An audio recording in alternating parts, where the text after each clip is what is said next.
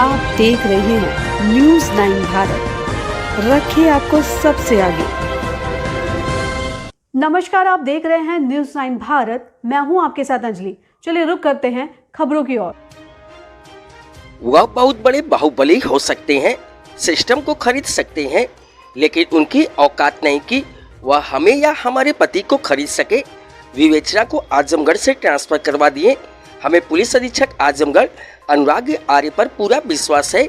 उक्त बातें children girls school में संदिग्ध परिस्थितियों में मृत छात्रा श्रेया की मां ने कही। उन्होंने आरोप लगाया कि हम अपनी बेटी के कर्मकांड में 2 दिन व्यस्त हो गए थे तो कतिपय लोगों ने तरह तरह की अफवाह उड़ानी शुरू कर दी। उन्होंने अभिभावकों से अपील किया कि आप लोग अपने बच्चों को ऐसे स्कूल में ना भेजें जहां फूल जैसी बच्चियों को रौदा जाता है। बताते चले कि चिल्ड्रेन स्कूल के प्रिंसिपल की प्रताड़ना से तंग आकर छात्रा ने 31 जुलाई को स्कूल की तीसरी मंजिल से कूदकर जान दे दी थी। प्रिंसिपल और क्लास टीचर के खिलाफ हत्या का मुकदमा दर्ज होने के बाद पुलिस ने स्कूल में लगे सीसीटीवी चेक किया।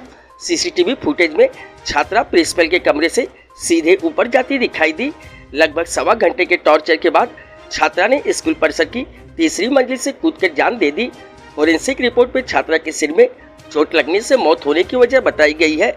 इस मामले में परिजनों की तहरीर पर जिले के सिधारी थाने में प्रिंसिपल और क्लास टीचर के खिलाफ हत्या का मुकदमा दर्ज करते हुए आरोपियों को गिरफ्तार किया गया था।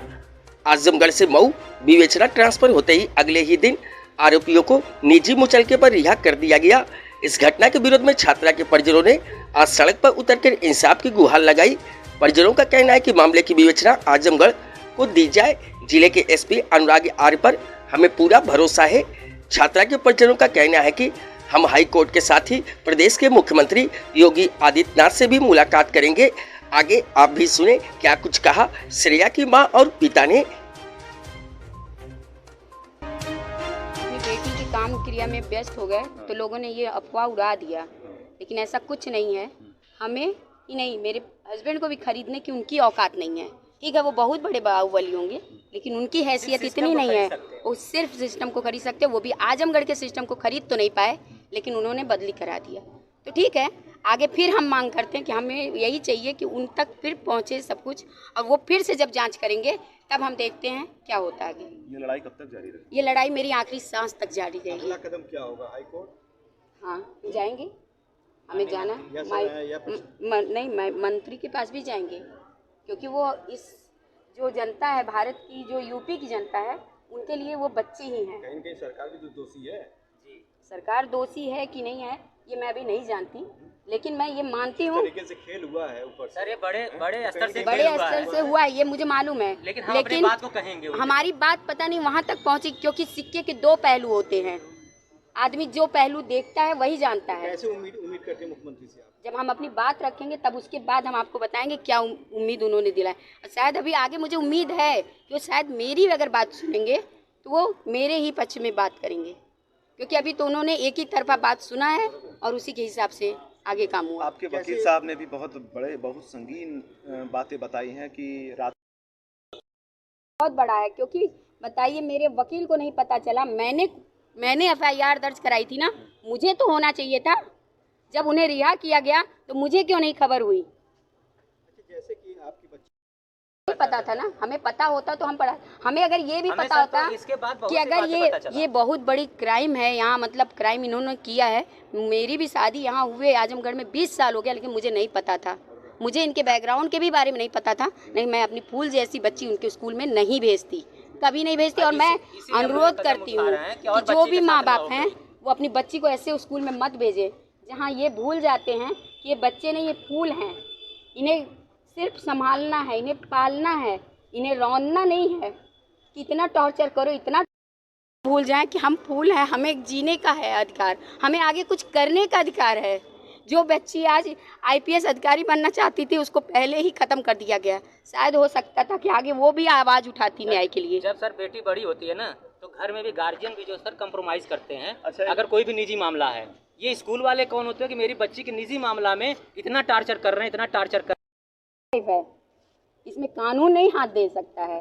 कानून ही नहीं, कोई भी नहीं दे सकता। एक चीज़ बताइए कि हमारे घर आए थे हमसे उन्होंने सवाल किया, मैंने वही चीज़ें बताई जो मैंने बताई थी, लेकिन मैंने देखा 1-2 लाइन मैंने देखा कि जो हम बोल रहे थे उसको नहीं लिखा जा रहा, और वो शुरू से जिसने लिखा है, मुझे उनका नाम नहीं पता, लेकिन जो मतलब लिख रहे थे वो गलत लिखते थे। वहाँ भी हम लोग जब FIR दर्ज कराने गए थे तब भी वो गलत लिख रहे थे, फिर इसीलिए हम लोगों ने खुद अपने हाथ से लिखा था।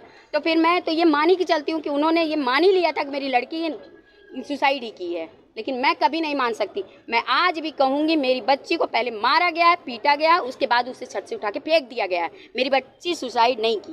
अच्छा, इस मामले में एक बात और बता दीजिए कि आप लोगों ने किसी तरीके की सुरक्षा की मांग की है कि आपके पुलिस, आपके घर के आसपास कुछ पुलिस देखे गए हैं सिविल ड्रेस में? मैंने मांग नहीं की थी। हाँ। मैंने मांग अभी तक नहीं की है। लेकिन हाँ, मैं मांग अभी ऐसे भी हैं, बाकी बहुत हथकंडे हैं हमें चुप कराने का। शिक्षा माफियाओं से? हाँ, मुझे डर है। मांगे कि जो है, जो भी जांच हो रही थी हमारे आजमगढ़ प्रशासन के द्वारा, SP साहब के द्वारा, वो जांच फिर से वापस की जाए उन्हीं के हाथ में, ताकि वो हमारी फिर से जांच करें।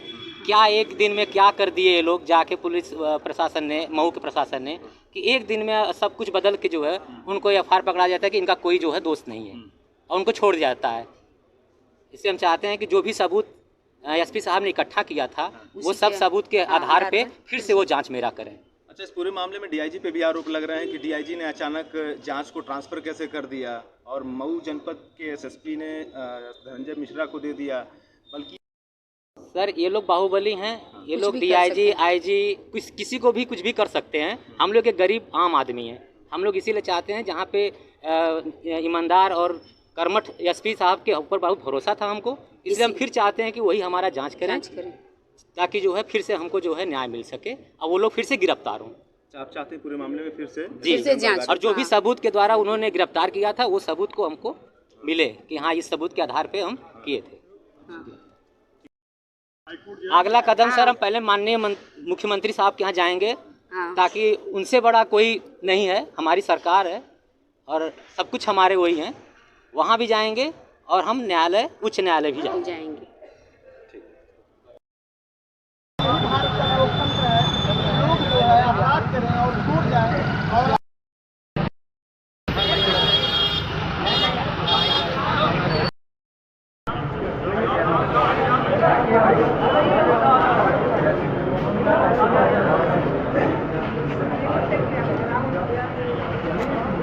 अभी के लिए फिलहाल इतना ही काफी।